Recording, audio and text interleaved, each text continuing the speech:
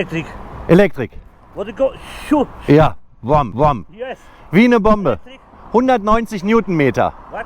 Newtonmeter? Ja. 190. Okay. Alles gut, fein. Hammer. Okay. Ciao.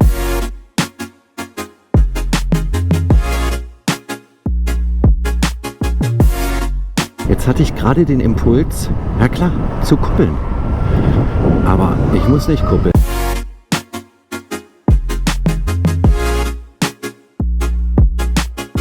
Ist das komisch? Kein Startknopf. Kein Brumm, gar nichts.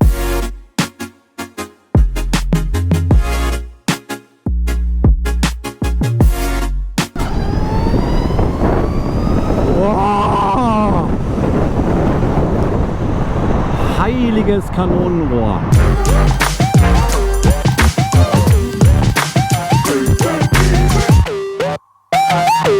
Hört ihr es auch? Hört ihr nichts? Das liegt wahrscheinlich an der Zero SRF, die heute im Bike for Fun Fahrbericht im Mittelpunkt steht. Ja, das Top-Modell des US-amerikanischen Herstellers Zero aus Kalifornien. Das Ergebnis aus rund 13 Jahren Erfahrung im Bau von elektrischen Motorrädern, gebaut ausschließlich im Werk im kalifornischen Santa Cruz. So, und das SRF, das soll wohl für Street Fighter stehen. Und ich glaube, Fighter ist ja auch tatsächlich ja das richtige Attribut. 110 PS, jetzt nicht so beeindruckend, aber eine Zahl, die echt wirklich der Hammer ist. 190 Newtonmeter. Und wenn man das mal so ein bisschen vergleicht, also so eine Kawasaki Ninja H2R mit 310 PS, die hat 165 Newtonmeter und ich muss es nochmal auf der Zunge zergehen lassen. 190 Newtonmeter. Spitze um die 200 km/h, das ist aber bei dem Bike jetzt nicht das Entscheidende. Leergewicht 220 Kilogramm.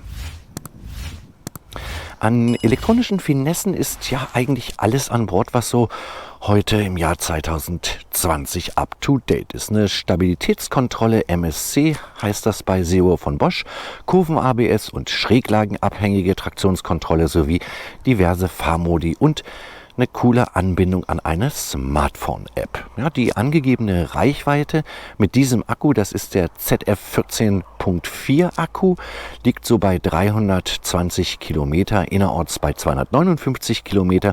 Und das, was ich so gelesen habe, in anderen Fahrberichten, in längeren Tests, ja realistisch kombiniert Land- und Autobahn, wird sie so zwischen 150 und 160 Kilometer Reichweite haben. Ja, das alles lässt sich Zero natürlich königlich bezahlen. Die Standardausführung kostet mehr als 20.200 € und für die Premium-Ausführung muss man dann schon mehr als 22.400 € auf den Tisch des Händlers legen.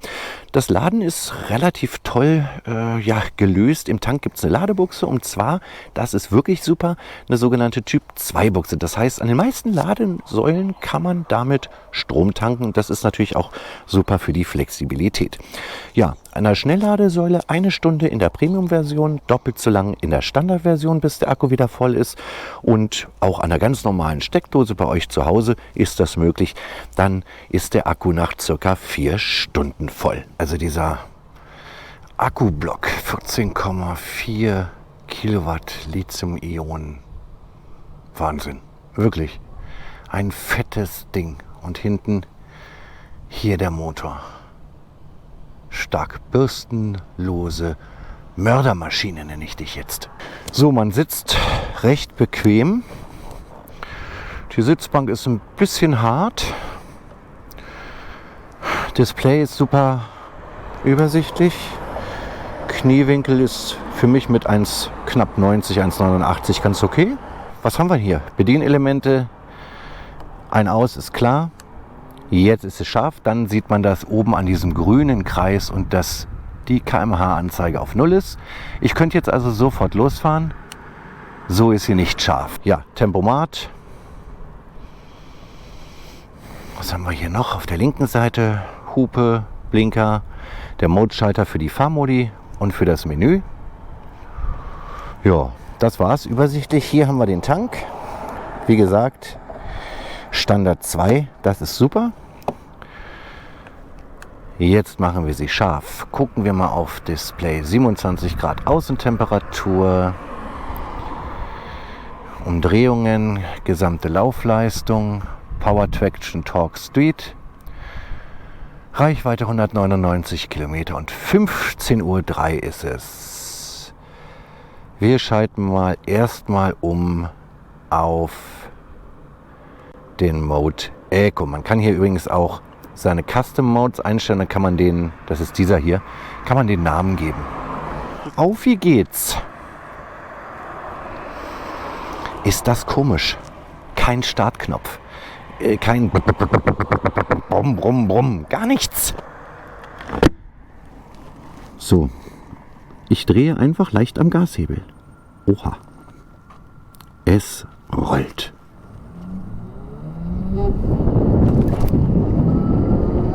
Oh, jetzt hatte ich gerade den Impuls, ja klar, zu kuppeln. Aber ich muss nicht kuppeln. Das ist ein komisches Gefühl. Außer dem Fahrtwind höre ich gar nichts.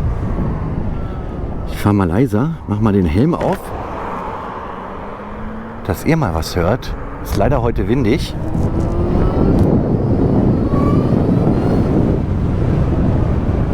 Ja, kann man das gut hören? Das ist ein, wie soll ich sagen, ein Summen wie aus der Zukunft. Ach, ich wollte schon wieder kuppeln. Nix kuppeln, nix Schaltung. Ist Elektromotorrad. Wirklich. Ich gewöhne mich nicht dran. Ich will immer runterschalten und kuppeln. Also ich sitze recht bequem. Wie gesagt, Sitzbank vielleicht ein bisschen zu hart. Wahnsinniges Gefühl. Echt irre.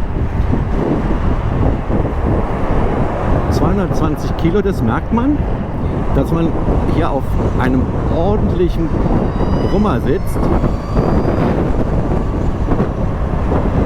Aber nicht so, dass es unangenehm ist. Sie bleiben trotzdem handlich.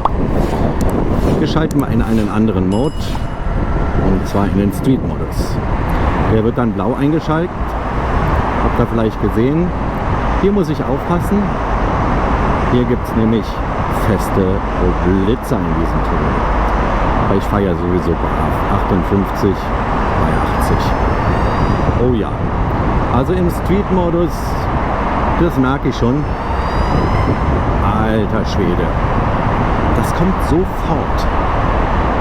Ja, also Drehmoment ab einer Umdrehung beim Elektromotor ist echt eine ganz andere Geschichte als Drehmoment bei 6.000 wie bei meiner BMW oder bei 12.000 wie bei manchen Superbikes 13.500. Das liegt hier sofort an. Heiliger Shit! Ja, dieses Dashboard, nennt das SEO, ist komplett individualisierbar. Man kann auch alle Fahrprogramme wirklich so einstellen, wie man es selber will. Traktionskontrolle, Power, das ist alles einstellbar. Na, was macht ihr denn hier? Hochzeit? Ja, das ist Berlin, Freunde. Es grünt und grünt und grünt. Wow. Heiliges Kanonenrohr. Und das war noch nicht mal der Sportmodus, ihr Lieben. Das war einfach nur Street. Hier gibt es wieder die lieben Blitzer. Und wir schalten mal. Ne, wir wollen nicht blinken. Oben ist der Notschalter. Wir schalten mal in den Sportmodus.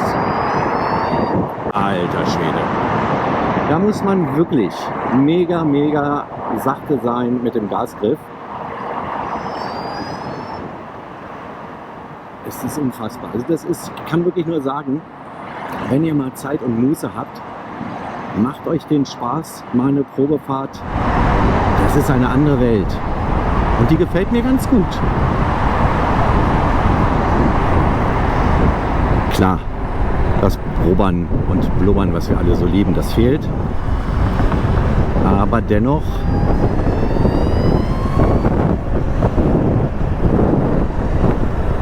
wird das ersetzt durch unfassbare Beschleunigungsleistung.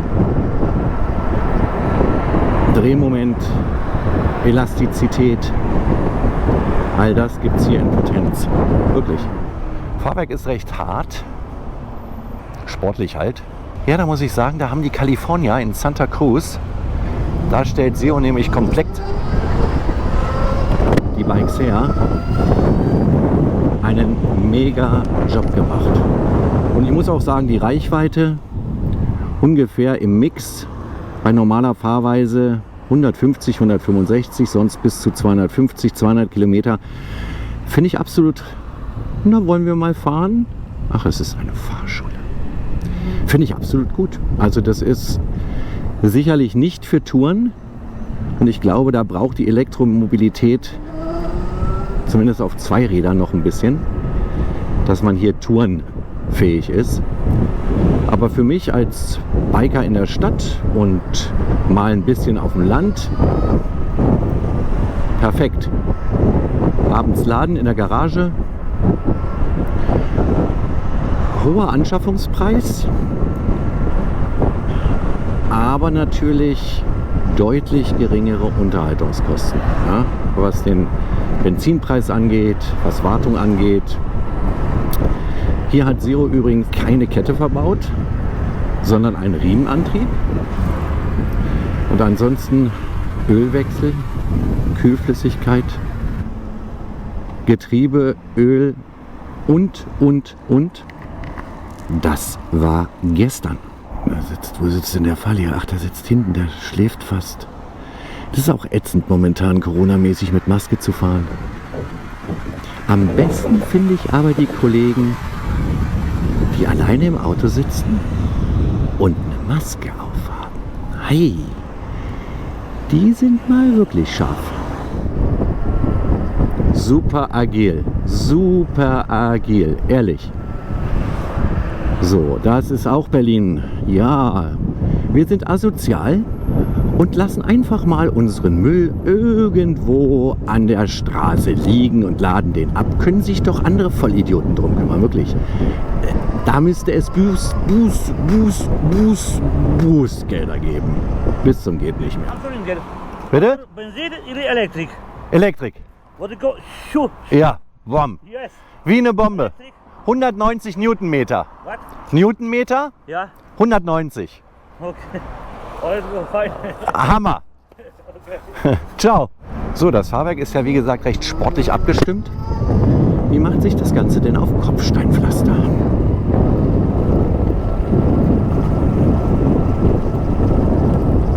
Oh, super angenehm. Also da haut mir meine R90 Pure deutlich stärker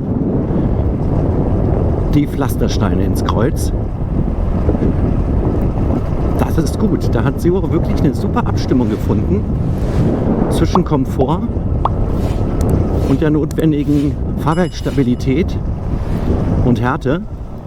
Das ist gut.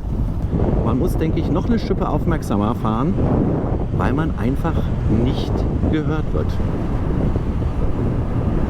Oh, hier riecht es nach Keks. Balsenwerke Berlin. Balsenkekse. Ja, es gibt noch eine App natürlich hier für die neuen Modelle, bei der man alles Mögliche abfragen kann. Man weiß, wo der Standort ist seines Motorrads. Man kann die einzelnen Parameter der Programme einprogrammieren, Reichweite. Ich könnte jetzt echt noch ein paar Runden drehen, vor allen Dingen auf die Landstraße mal ein bisschen. Ist leider nicht möglich, weil die Zeit drängt. Aber ich habe einen ganz tollen Eindruck bekommen. Ich hoffe, ihr auch. 110 PS, 190 Newtonmeter, vollgepackt mit hochmoderner digitaler Technik. Aber kein Knatter und Knattern und Brummen und Blummen.